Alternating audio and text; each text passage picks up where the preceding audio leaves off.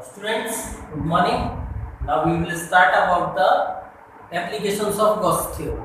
Previous lecture में हमने two applications of Gauss theorem discuss किए थे. इस lecture में भी हम दो applications को discuss करेंगे. First application है that is third होगा जो electric field intensity due to non-conducting solid sphere, non-conducting solid sphere, solid charged sphere, ये है अब आपके पास. दैट इज अब आपको electric field intensity Gauss theorem का यूज करके एक नॉन कंडक्टिंग सॉलिड स्फीयर का रखना है. तो देखो यहां लेते हैं, ये हमारा एक सॉलिड स्फीयर है. हॉलो स्फीयर या कंडक्टिंग स्फीयर, और इसमें डिफरेंस ये होता है कि जो चार्ज होगा वो इसके एंटायर वॉल्यूम में रिजाइड करेगा. दैट इज जो चार्ज है वो वॉल्यूम में यूनिफॉर्मली डिस्ट्रीब्यूटेड है. इस कंप्लीट वॉल्यूम के अंदर ये चार्ज यूनिफॉर्मली डिस्ट्रीब्यूटेड है. ऐसे इस तरह से ये डिस्ट्रीब्यूटेड है. अब आपको इलेक्ट्रिक फील्ड इंटेंसिटी मेजर करनी है इस वाले स्फीयर की वजह से. कहां? आउटसाइड. सबसे पहला पॉइंट हमने आपको डिस्कस किया था ए पॉइंट. ये जो पॉइंट ए है वो इस स्फीयर के आउटसाइड है.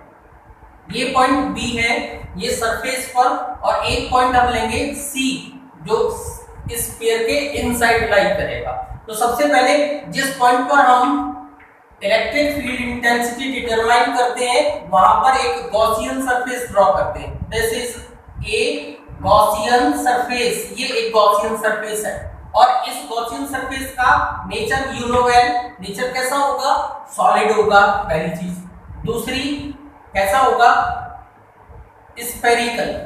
दैट मीन अब आप यहां पर एक एरिया वेक्टर ड्रॉ करो. हमने एक एरिया लिया, इसका एरिया वेक्टर ड्रॉ करना है. तो इसका एरिया वेक्टर ds वेक्टर इधर की तरफ होगा ऐसे, जैसे लास्ट एप्लीकेशन में हमने यूज किया था, सेम वे में. अब इस सेंटर से इस वाली इसकी डिस्टेंस, ये जो डिस्टेंस है ये r है, और electric field intensity positive charge की वजह से रेडियली ये भी क्या होगी? आउटवर्ड होगी. दैट मीन इस डायरेक्शन में हमारा इलेक्ट्रिक फील्ड होगा. तो थीटा कितने डिग्री का होगा? 0 डिग्री का होगा. कब की कंडीशन है? जबकि ए पॉइंट हमारा आउटसाइड में लाई कर रहा है. तो पहला केस हम यहाँ स्टडी कर रहे हैं. फर्स्ट केस है आउटसाइड द स्फीयर. अब आप आउटसाइड पॉइंट पर ले रहे हो, गॉसियन सरफेस ड्रॉ करना आपने आपको बता दिया, ds वेक्टर ड्रॉ किया, इलेक्ट्रिक फील्ड और ds वेक्टर के बीच एंगल देखा, that angle is 0 degree. So by definition of electric flux अब आप इलेक्ट्रिक फ्लक्स का कैलकुलेशन करते हैं. तो d phi e equal to आपको बताया था e डॉट किसके होता है? ds के. अब आप डॉट प्रोडक्ट खोलो, तो e ds, जब हम इस डॉट प्रोडक्ट को खोलेंगे तो e ds cos 0, और cos 0 की वैल्यू कितनी होती है? 1 होती है. हमारे cos 0 की वैल्यू 1 है. That d phi e equal to आ जाएगा e ds. अब ये तो स्मॉल एलिमेंट के लिए था. अब आपको कंप्लीट का फ्लक्स निकालना है, तो आप इससे क्या करना होगा? इंटीग्रेट करना होगा. तो नाउ इंटीग्रेट. अगर इंटीग्रेट करते हैं तो phi e इक्वल टू आएगा integration of e ds. e तो बाहर आ जाएगा, इंटीग्रेशन के साथ क्या रहेगा? ds. और ये कैसा सरफेस हमने लिया है? स्फेरिकल. और अगर स्फेरिकल लिया है तो स्फीयर का टोटल सरफेस एरिया, और टोटल सरफेस एरिया कितना होगा? 4 pi r स्क्वायर. ये total surface area of Gaussian surface इतना आएगा. अगर मैं गॉस थ्योरम यूज करता तो देखो यहीं पे हम यूज करते हैं बाय गॉस थ्योरम. देखो गॉस थ्योरम में हम क्या करते हैं? गॉस थ्योरम में phi e इक्वल टू होगा 1/ε0 किसके इक्वल होता है? q के. अब आप दोनों को इक्वेट कर दो. Equating equation number first and second,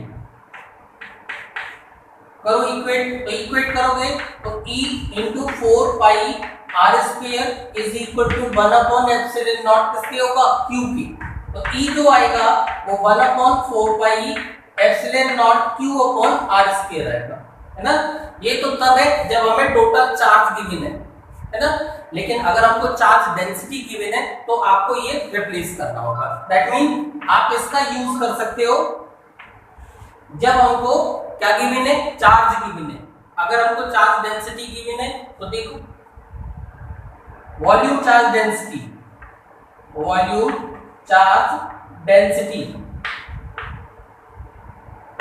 volume charge density rho equal to होता है बेटा Q अपॉन उसका वॉल्यूम, इसका इस स्फीयर का जहां चार्ज रिजाइड कर रहा है, तो इसका वॉल्यूम कितना होगा 4/3 पाई आर क्यू, क्योंकि इस स्फीयर का रेडियस कैपिटल आर, इस स्फीयर का रेडियस है ना। अब आप यहां से Q की वैल्यू इसमें पुट करोगे, देन देखो E equal to 1/4 pi epsilon not Q की वैल्यू प्लेस करो बेटा, Q की वैल्यू आएगी rho into 4/3 pi R cube over R square. देखो ये दोनों इससे कैंसिल हो जाएंगे, तो E इक्वल टू आएगा rho R cube upon 3 epsilon not R square. ये आपका रिलेशन होगा जब in terms of charge density given है, this is in terms of charge density and this relation is in terms of charge. कब, जबकि हमारा point outside में लाई कर रहा है, दैट मीन ए पॉइंट इस सॉलिड स्फीयर के बाहर, तब इलेक्ट्रिक फील्ड इंटेंसिटी इतना कंट्रीब्यूट होगा। एट द सरफेस हम निकालना चाहते हैं, दैट मीन ये पॉइंट ए की जगह पॉइंट बी पर हम इलेक्ट्रिक फील्ड इंटेंसिटी कैलकुलेट करने हैं। तो इस वाले पार्ट में आपको बहुत ज्यादा कुछ करने की जरूरत नहीं है। दैट मीन अब आपको जो गॉसियन सरफेस ड्रॉ होगा वो गॉसियन सरफेस उसी रेडियस का होगा जितना रेडियस उस स्फीयर का है। It mean the radius of sphere is equal to होगी radius of Gaussian surface, radius of Gaussian surface.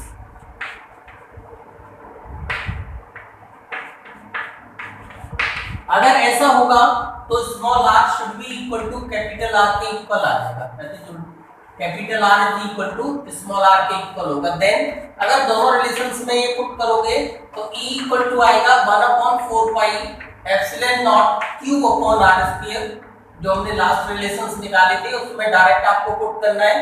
And और अगर डेंसिटी वाले फॉर्मूले में रखोगे तो E इक्वल टू आपको डेंसिटी वाला रिलेशन बताया था rho R cube upon 3 epsilon not R square. अब देखो ये इससे क्या हो जाएगा, कैंसल। तो E इक्वल टू कितना आएगा फिर हमारा रो आर ओवर 3 एप्सिलॉन नॉट, इतना होगा सरफेस पर उसकी सरफेस चार्ज डेंसिटी के टर्म्स में अगर हम लेना चाहेंगे तो इतना आएगा। ठीक, अब आप इसका थर्ड पार्ट और आपको करना है अगर इनसाइड में है ना, इनसाइड द स्फीयर। अगर आप इनसाइड जाओगे तो देखो कहानी में कुछ और ज्यादा चेंजेस आ जाएंगे। सबसे पहले आप इस वाले पॉइंट पर गॉसियन सरफेस ड्रॉ करोगे लाइक दैट। अगर मैं यहां पर गॉसियन सरफेस ड्रॉ करूंगा तो मेरे को एरिया वेक्टर अब ऐसे बी ई और ds यहां पर आएगा और इसका जो रेडियस होगा ये हमने r डैश मान लिया है ना। तो अब आपके लिए ये एक चेंज आ जाएगा, यहां से आप डायरेक्ट ले सकते हो by definition of electric flux d phi E equal to, हमने आपको बताया था EDS cos 0, तो EDS डायरेक्ट आएगा, इंटीग्रेट करो, इंटीग्रेट करोगे तो फाई E इक्वल टू आ जाएगा E इंटीग्रेशन ऑफ किसके, ds के। ds इसका सरफेस एरिया होगा, किसका सरफेस एरिया होगा, इस ऑल वाले इनर वाले स्फीयर का सरफेस एरिया, और ये होगा 4 पाई r डैश का स्क्वायर। ये अब आपको, अब ये तो हमने फर्स्ट इक्वेशन ऐसे फाइंड आउट की। अगर मैं डायरेक्ट गॉस थ्योरम यूज करता, बाय गॉस थ्योरम,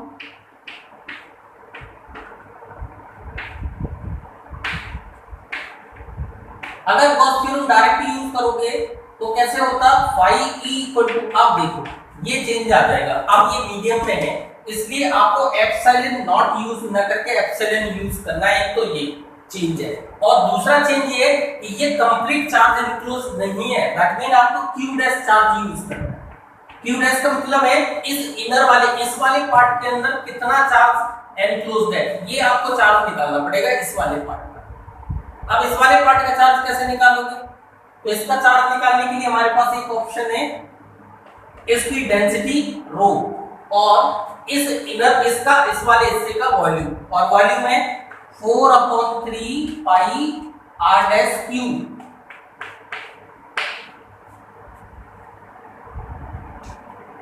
फाइन, अब आप दोनों को इक्वेट कर लो, यहां पर इक्वेट करते हैं, equating equation number first and second, देखो क्या आता है, E into 4 pi R dash का square should be equal to 1/एप्सिलॉन रो 4/3 पाई आर डैश का क्यूब। अब आप देखो क्या क्या कैंसिल होता है, 4 पाई से तो 4 पाई कैंसिल हो जाएगा, इससे ये कैंसिल हो जाएगा, तो E जो आएगा वो 1/एप्सिलॉन रो, आर डैश तो यहाँ बचेगा और 3 ये रहेगा, तो यहाँ ऐसे लिख सकते हैं थ्राइस एप्सिलॉन। इट मीन इतना इलेक्ट्रिक फील्ड इंटेंसिटी होगी इनसाइड। तो हमने 3 पॉइंट्स पर इलेक्ट्रिक फील्ड इंटेंसिटी डिटरमाइन की, दिस पार्ट ये इनसाइड के लिए, दैट पार्ट आउटसाइड के लिए और एट द सरफेस के लिए, और इससे प्रीवियस हमने कहा था इनसाइड ऑन द